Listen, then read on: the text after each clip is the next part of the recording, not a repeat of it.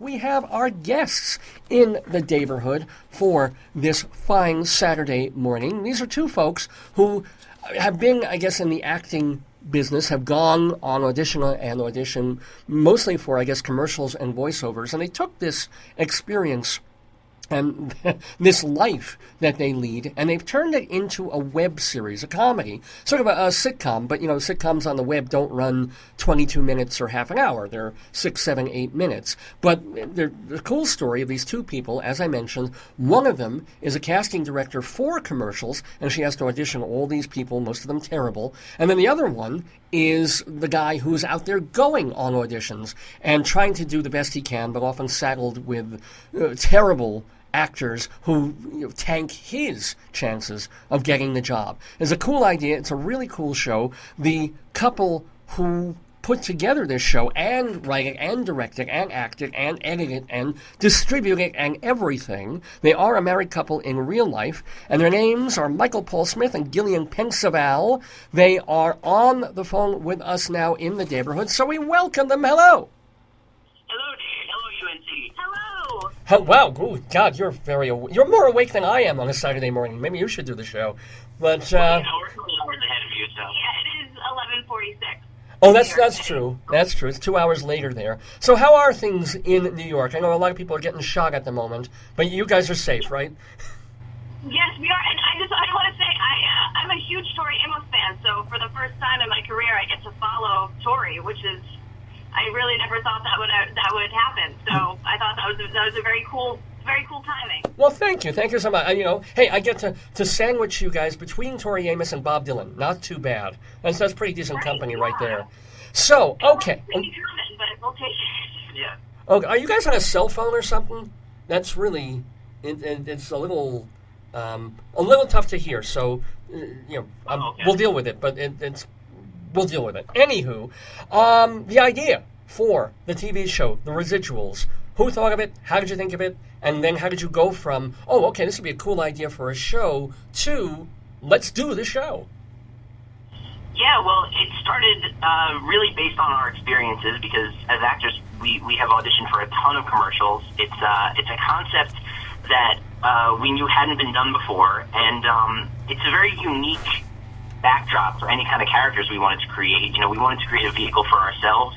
But commercial auditions are so bizarrely unique because they're the only kind of auditions where you almost never know what you're getting into beforehand. You almost never get your script going into it. You almost never know, prepare this monologue or 32 bars of this song. Sometimes you don't know what product you're going in for, and you almost never get the script ahead of time. So season 1 in particular was based on our actual experiences, and for season 2, we expanded on it a little bit. We made it a little bit more out there, heightened realism is what we like to call it. And Gillian and I based it on our own awkward audition failures. Well, okay, so this already, let's get to it. Let's get to some of the funny stuff. Maybe you put it into the show so far, maybe not. But what's like the funniest / worst audition you, Michael, have been on, and then Gillian too? Well, a couple of my worst ones we covered in season 2. In one of them, I had to take my shirt off, and I wasn't told that I had to beforehand. In real life, I had to be surrounded by female actors, which was not the greatest confidence boost for myself. And in another one that we covered in season 2, I had to sing a pop song that I happened to not know at all, which made me sort of embarrassed that I was so out of the mainstream that I didn't know that song. But one of my terrible audition stories that we didn't cover in seasons 1 or 2 yet was that I had to rap. Oh, I don't know if I ever told you that before. No. Yeah, and it was like, do you want me to plagiarize someone else's rap, or do you want me to make one up? Because I don't rap improvise. And it's also challenging to come up with a rap, even if you're plagiarizing one, that isn't filled with profanity. So I remember having a really hard time deciding what to do. And, of course, the guy that I was randomly paired with was an actual rapper. Of course. So, kind of cool freestyle. And I just felt incredibly lame. I think I did some kind of old school style rap where you really only have to come up with a rhyme for the very last syllable of the line. But even that, needless to say, that didn't garner any employment for me. Well, actually, I'm sorry, what? I think it was for some kind of like MTV2, or one of those music channel commercials for themselves kind of thing, if I remember correctly. Yeah. So, but let me ask also, Gillian, what about you? What's your worst? Well, mine is a little interesting. My last name is Pensavalle, which is very Italian, and I guess for whatever reason, I got an email from my agent saying that in the breakdown, the only thing is usually, the age or, woman, cute woman, funny woman, and it said in big capital letters, must speak Spanish. So I called and said, I am totally available for this, but I think this email should have gone to someone else. It got to me by mistake because I don't speak a word of Spanish. So my agent said, don't worry about it, just go, it doesn't really matter. So I said, okay, I had like a weird feeling about it. I show up. Everyone in the waiting room can like so clearly speak Spanish. They're chatting to each other in Spanish. I sign in and I say, I just really want to reiterate, because it's embarrassing, if you walk in and you're not prepared, it looks bad for everybody. So I said to the person dealing with the sign-in, I don't speak Spanish, is that okay? Yeah, no, it's fine. And so I go in there, and the people look at me and they're like, okay, so you can speak Spanish, right? Oh, boy. I felt insane because it's been more clear to anyone that would listen to me in English that I can't speak Spanish. So usually on auditions they have like a dry erase board like we have in the show, or now sometimes it's digital, but it's what you're supposed to say, because like Mike says, you don't get the script in advance. You're sitting there for 10 minutes and then you go in, and that was all in Spanish. And it was really long. It was like really long copy. It was like and it was a lot of movement, and it was I butchered the language. I apologize. Oh God. It was more. I was like sweaty. It was all. I ran out of the room. I ran home. It was just like, it was horrifying. No, I don't understand. I mean, I do understand why an actor would say, if they ask you, can you ride a horse? Oh, yeah, sure. I can ride a... Can you fire a pistol properly? And you'll say, just to get the job. But why would an agent or a manager or whoever think or bother to do that? Well, I think what it was that the agent was told that it was okay, because everyone there was saying like it's all right, and then once I got in the room, so and that's another thing too. There's a big disconnect in this industry. A lot of like who wants what, and sometimes the client, if it's their first audition, they don't really get what they should be doing or what they should be asking for.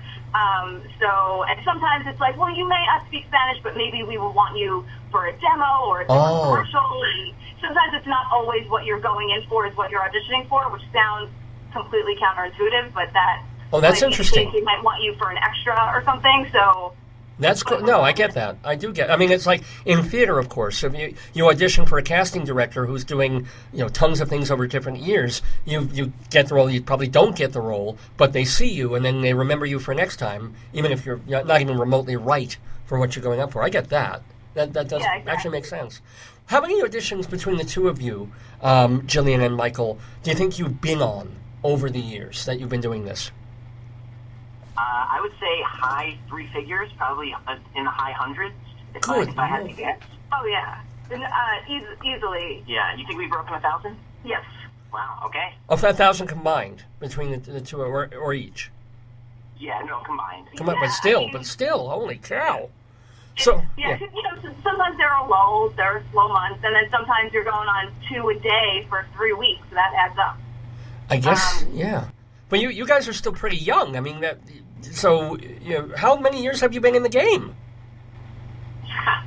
Well, yeah, I think my first commercial audition was when I was 13 or 14. I missed my 8th grade trip to do an audition for a racing car board game, and I remember seeing all the kids all the kids were dressed like Dale Earnhardt in the waiting room, and I remember thinking, oh no, I'm only wearing jeans and a t-shirt. Yeah, this is hopeless. So, I mean, since then, definitely regularly since we were out of college. Yeah. But my first audition was back in the Clinton administration. My first audition was for the remake of Miracle on 34th Street. Nice! First to be the little girl. Yeah. Well, wow. What was... Girl from Mrs. Doubtfire. Yes. What was the first? No, she's lovely. What was the first audition that you guys booked? That you guys nailed professionally? The first thing I booked is kind of like a little anti-climax. I did voiceovers for video games for Grand Theft Auto, but the first thing that I booked like through an audition through my agent, not on my own, was actually a demo, which means that they just used my audition in like a corporate setting to say like this is what I don't know, it was some weird industrial demo thing, but it was like the first paycheck that I got from my agent was that thing. So, and then I was doing stuff like on my own and just like a lot of hosting stuff, and that's how a lot of us start, is just looking for things on your own and just getting stuff. What do you mean by hosting? I'm not sure what you mean by hosting. I do, even still now, I do like on-camera, like video hosting online. So it'll be like a dumb criminal who gets arrested wearing a shirt that says "It's all fun and games" till the cop shows up, and then in his mugshot, that's the shirt that he's wearing, or like. It's a great example. Yeah, and that's a true thing that happened in Florida. Of course, they're usually always in Florida. Or like casting news and rumors about Game of Thrones or things like that. So I'm just like, I write the script, I'm talking to the camera, I'm editing the elements together, and it's like a minute, and I have done that for like years for a company called Bud 60. So a company, I got it. And what about you, Michael? Yeah. What about you, Michael? Yes, the first thing that I think I ever booked through an agent was a commercial for, what was it? It was like a cable company out here, and I had to do, I think, 5 or 6 different accents in a 30-second commercial because they were pushing their international phone rates. And so the idea was I played a guy who did a wake-up call service all over the world because they were saying, look, the rates are all the same no matter what country you call. So I had to do like a British accent, an Irish accent, a Scottish accent, a German accent. And I think it's probably on YouTube somewhere, but it was cool. It was like a 30-second SNL demo. That is commercial form. And you nailed it. You booked it, man. Can I? Do you remember it? Can we hear it? I know you want to send us to YouTube, but yeah, I remember improvising a lot because again it was a wake-up call service, so I had to shout in this German accent. I went, "I should advise you to get up. The time is 9." That is cute. All right. That came out several years ago, and we were at a wedding in May for like a family friend of ours, and like the friends of the bride. May of this year. Yeah, May of this year. Years after that commercial came out, and friends of the bride were like, "I used to wake up with you every morning. I saw that commercial when I watched the news." Like asking Mike to do impressions at the wedding. He was the guy. It became a thing. Well, after all these years, and you've gotten other commercials, both of you, and gigs and things, do you get jaded, or is it still incredible when you're flipping channels and there you are, or there's your voice, Yeah, I mean, I think it's so fun, and that's, we laugh about it and make fun of it and get stressed out and frustrated, but that's sort of like, I think we make the show so that we're not jaded. Like, you have to laugh at it, and you have to keep things kind of light and funny, and that's part of where the show comes from. Because if you're jaded at this point, then you really shouldn't be doing this. Yes. Our silver lining when we're in an awkward audition situation is at least it's going to be material for us later on. That's sort of our therapy, how we deal with it. But there's nothing better than being on set for us. I mean, we had all of our stress with the Kickstarter and doing our show. We're doing all kinds of jobs that we didn't know how to do. We're doing craft services, and we're making schedules and stuff like that. And the bottom line is when we're on a set and we're calling action, there's really nothing better. Now, again, you mentioned the Kickstarter thing. Let's talk about, okay, I want to do this web series, you say to each other. Let's actually make it happen. Between this conception of, okay, let's write some scripts, let's get it done, to getting that first episode up there on YouTube or BroadwayWorld.com. I mean, what did it take? It was a Kickstarter, obviously, but how many months, how much sweat and tears, how much money, etc., and so forth? Well, the first season we did completely on our own. We funded it ourselves, and we were so lucky and fortunate and grateful that the people that that were involved with the show were very cool with payments of pizza and beer, and we were so grateful for that. So the second time around, we said, we really want to make the episodes a little longer. We want to pay people for this because we weren't going to ask them back without paying them because they deserve it because they're wonderful. So then we sat down and just said, all right, I guess we're going to have to do the third most stressful thing I believe besides moving and getting married is the Kickstarter.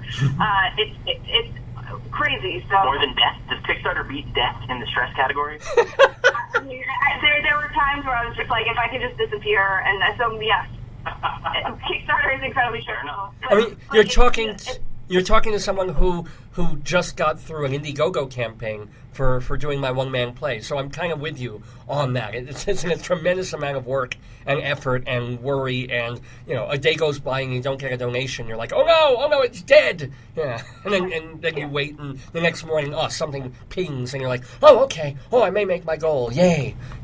So I know. Yeah, we're big preparers ourselves, So we prepared everything, all the rewards and everything. We carefully crafted all of our whole profile on Kickstarter. But the bottom line is, even if you're not a procrastinator, people are.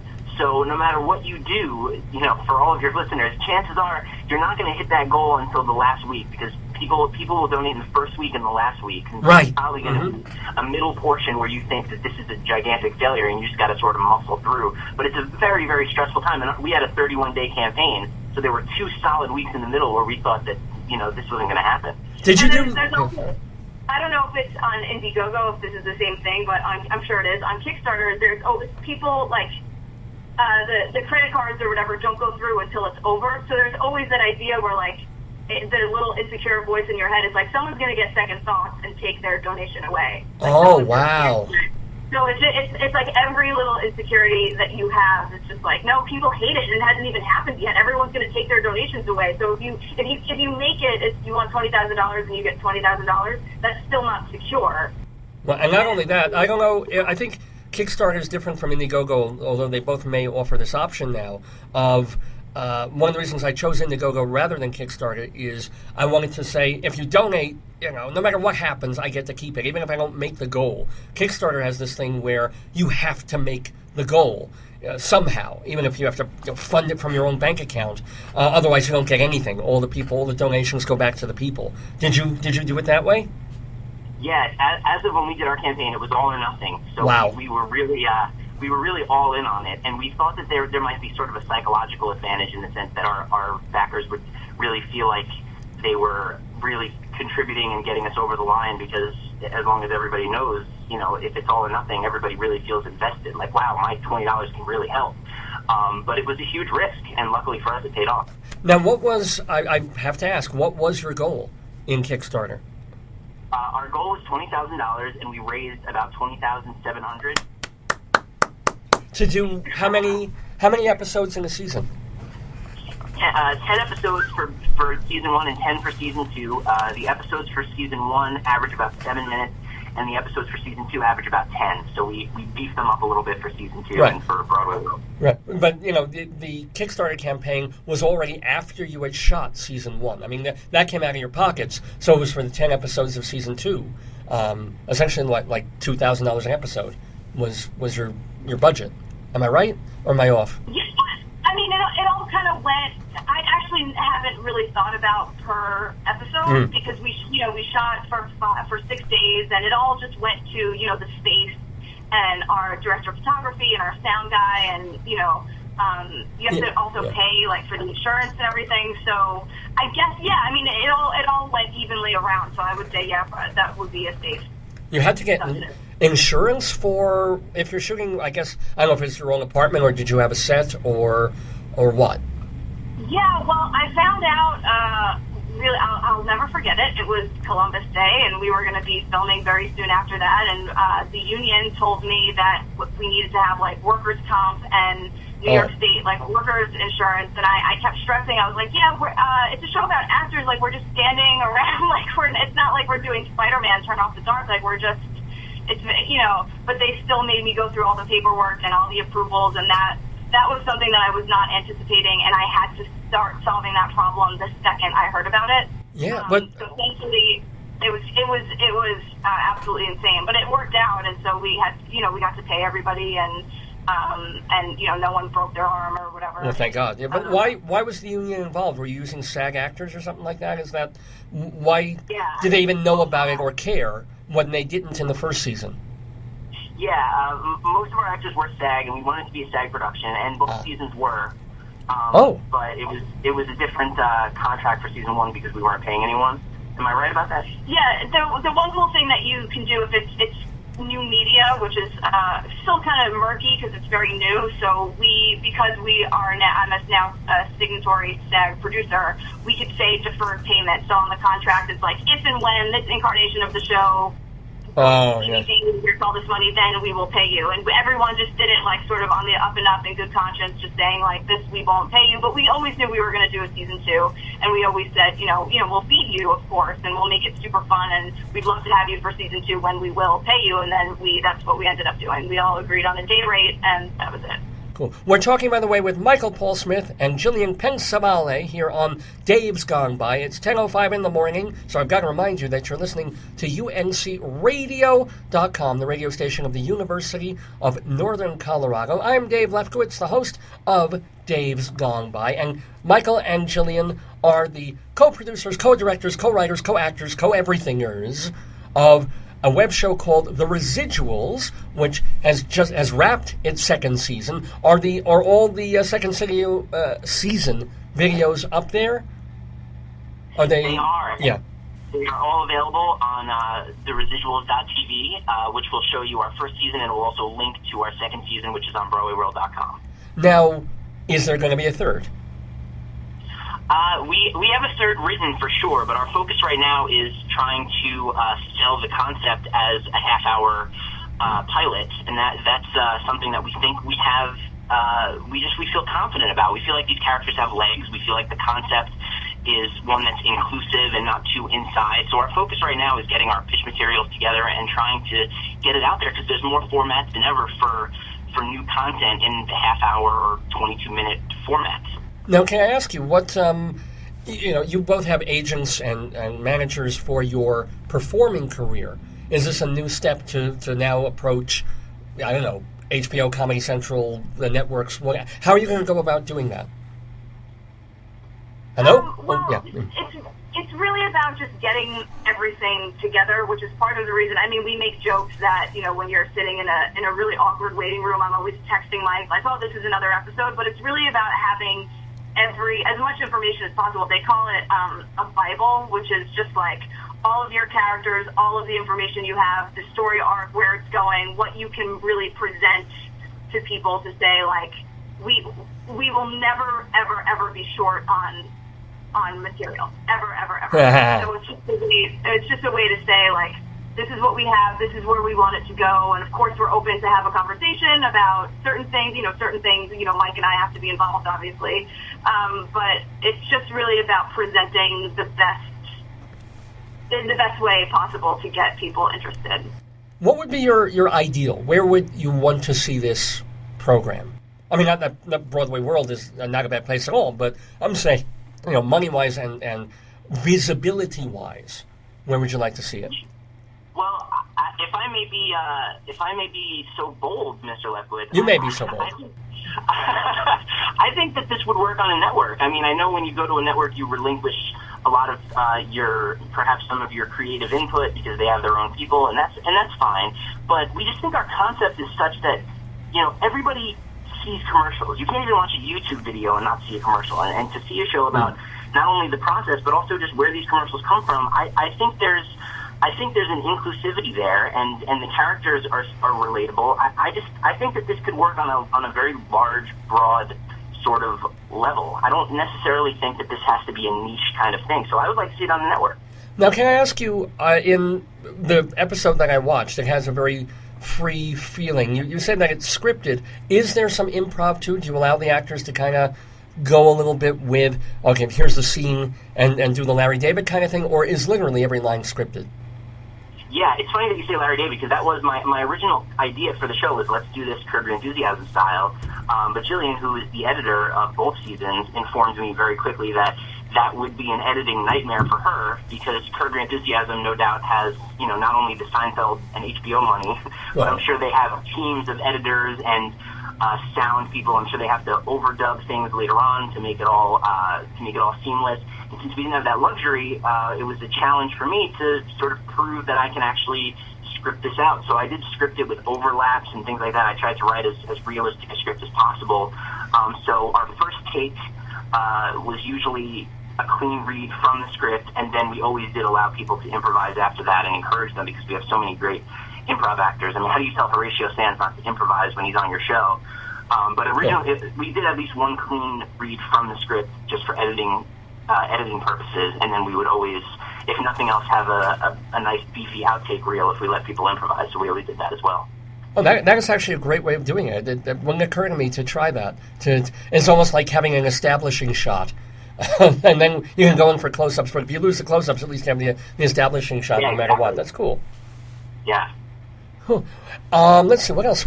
I'm talking to... So, while you've been doing this, you've also still been going on auditions.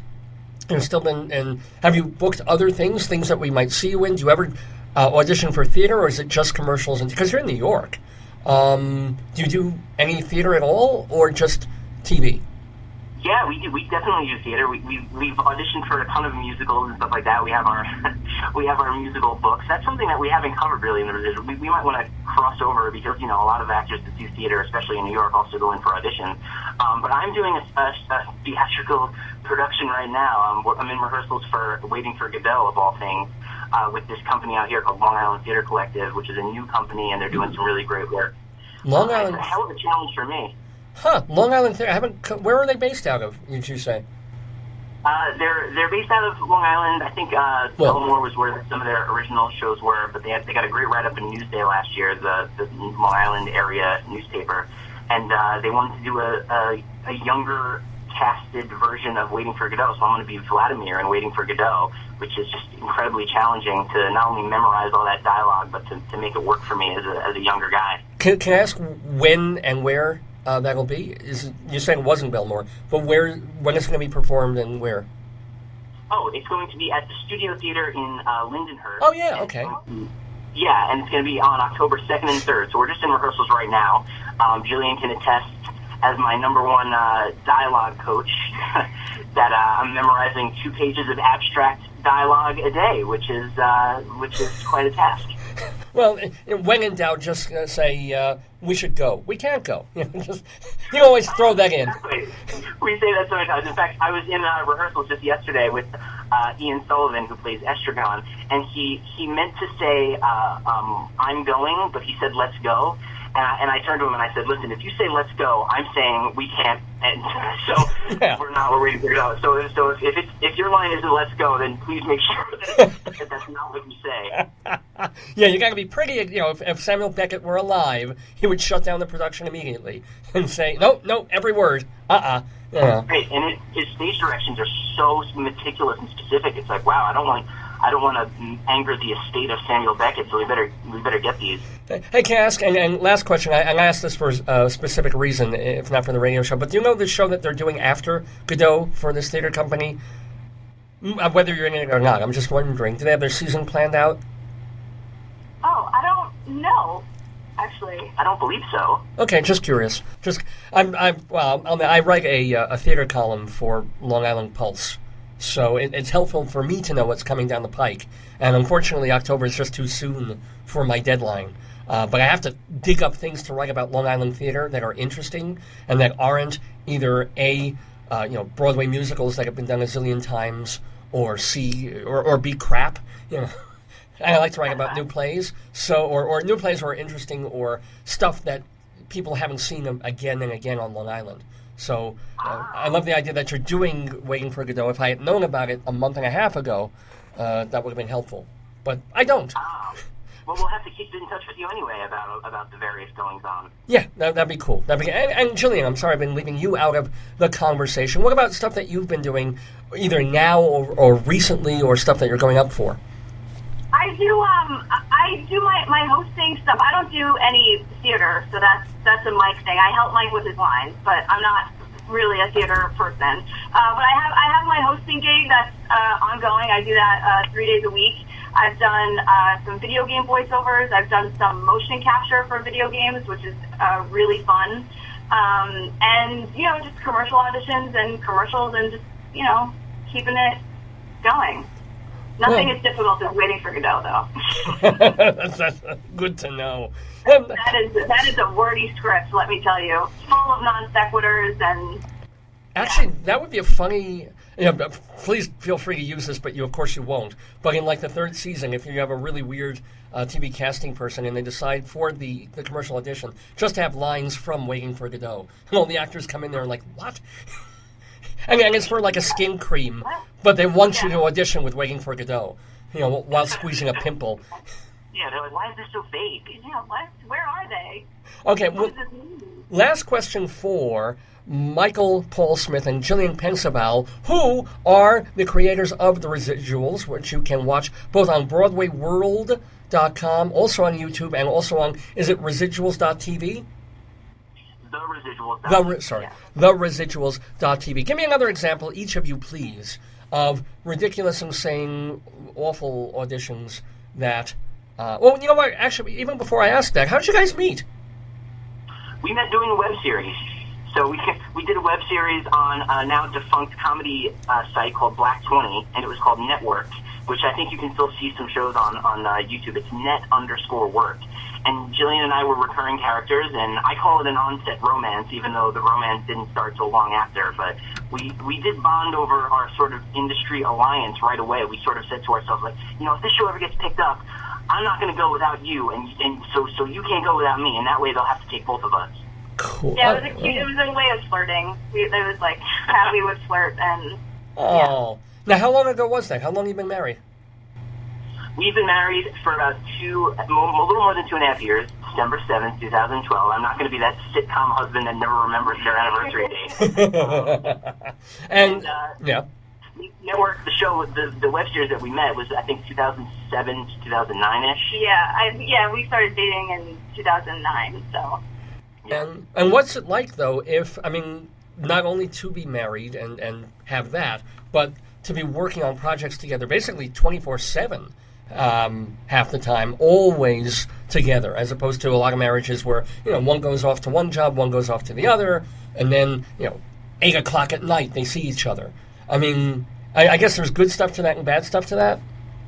Yeah, I mean, it was something, we got married and, like, I'm not kidding, a couple months after started season 1. So we've only known how to be married and have the show, and we've had to learn a lot. You know, people say, like, you have to go to dinner and not talk about the kid and, you know, put the kid to bed and then just be married, and that's really what we had to do, but with the show.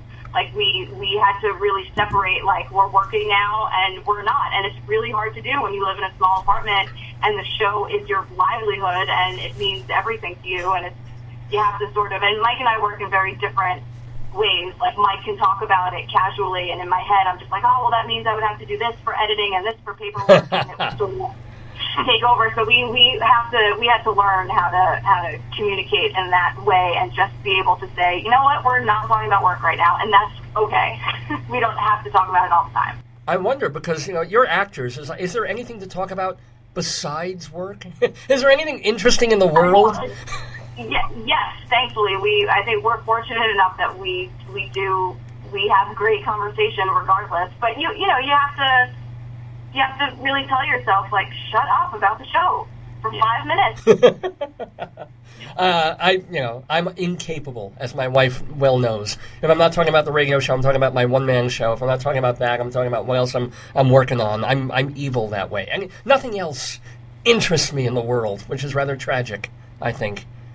We have that in common, Dave. Gillian and I will watch a movie that we have no affiliation with, and I'll be like, I wonder if I could play this role. I wonder if you could play that role. And Gillian's like, can you stop trying to recast this movie? Can we just watch a movie as consumers for once? Yeah. It is hard, though, because I'm guilty of that. I'll be like, oh, that was an overdub. Like, now I'm like the editing police, and I notice little things, but it's hard not to. It is. Well, it has been very easy talking with Michael and Gillian. So now we'll get to that last question. Again, another example, whether you put it into the series or not, of auditions where you just came out of there going, did that really happen? Yeah. Well, this was recent, so I'm going to try to be as vague as possible with the product because it's bad form to tell tales out of school, even though we made a series doing exactly that. It was for a teeth whitening product of some kind, and they wanted, I did like the lines or whatever, and instead of a smile, I guess it would be in the commercial, and whatever. The point is, they had a leaf blower in my face to get my lips all out so they could really see my teeth, and it was supposed to be very comedic and hilarious. Oh, yeah. It was, I had a leaf blower blow in my face for like a good 30 seconds, and then they stopped, and then they said, can you do it again? And of course you're like, yeah, totally, absolutely, would love to. And then they did it for another 30 seconds, and I was on my way. All right.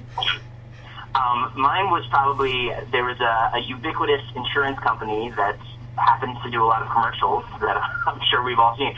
But there was an audition that I had to go for that called specifically for my character to fall, and it was non-specific. And I remember seeing like a false wall in this audition studio just rattling every few minutes with people, I guess, launching themselves into this wall. So from the waiting room, not only is there a sense of foreboding, like what are they doing to the people in there? Are they launching them out of a catapult, something like that? But it was also just like, this is so nondescript in the stage directions on the sides, which I just received having just walked in. And it made me think, like, now I kind of understand why Michael Richards so meticulously rehearsed all of his physical comedy, because it could be really awkward or really dangerous. So I think, I'm not really too proud to say this, but I think I sort of took a safer route when it came for my turn to fall, and I think I just sort of took a knee and like wobbled a little bit. But I didn't book it, so maybe I should have launched myself against the wall, but I guess I was a little too intimidated to do so, and I didn't want to ham it up too much. No, and all the money you would have made if that commercial went national would be paying for your hospital bills if you fell wrong. Exactly. It stung people to do that. But actually, that's you got the sides, right? Were there other actors in the room? Were people around you in the waiting room practicing falling? Yes, they were. Oh. They were marking it, to use a dance term. So I couldn't really get much of an idea of how they were actually going to do it. And there was there were women that were supposed to go in and play our wives, and they were just supposed to like look up from their newspaper and react to us. So I was asking the girl who was supposed to play my wife. I remember asking her, like, what do you think I should do for this? And she was like, I don't know. Yeah. Is that true, by the way? Or at least I got this sense, and I know.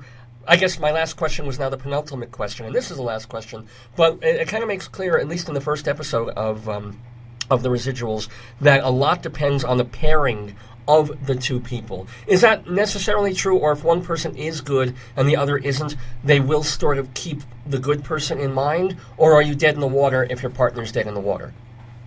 I mean, you have to hope that the casting people and the client will notice that, like, oh, this person is really stepping over the other person, or this person is terrible. But they won't. They will not notice that. Mm-hmm. Yeah, and in the moment, too, it's just like, immediately in the waiting room, and you're just like, who I don't want to be paired with is that person. And then you are, and you kind of have to muscle through it and still appear to be nice and charming and, like, up for anything, while this person is really just, like, forcing you to die a slow death on camera, and it is soul-crushing at times. I think generally the casting people, the execs, the clients, whoever, I think they want to have the easiest job possible, so they want to just be able to say, like, all right, let's take those two, and I don't think they want to tinker too much. And so I really do think that it's luck of the draw to a large extent, and if you get paired with somebody that doesn't know what they're doing, you're out of luck. Or if you get a charismatic pair, you're right. They'll just go, oh, okay, great. Saves them a lot of time and effort. Cool. Well, there has been no effort at all. It's been a delight talking to Michael Paul Smith and GILLIAN Pensavalli, of The Residuals. Watch them on the Residuals.tv. Both seasons, all full seasons of 20 episodes, but they're short. You can binge watch them and still have time to go to a ball game or something. So check them there. Check them at BroadwayWorld.com. Best of luck on all your endeavors. Best of luck on finding a season 3 somewhere, even if you have to raise $50,000 on Kickstarter. I mean, that's an idea too, you know. Maybe. It is. Yeah. Well, thank you, Dave, and good luck to you as well with all of your endeavors. Yes, thank you so much. This is such a great way to start our Saturday. well, likewise. Thank you, guys. Thanks for being in the neighborhood. Bye-bye now. Thank you. Bye.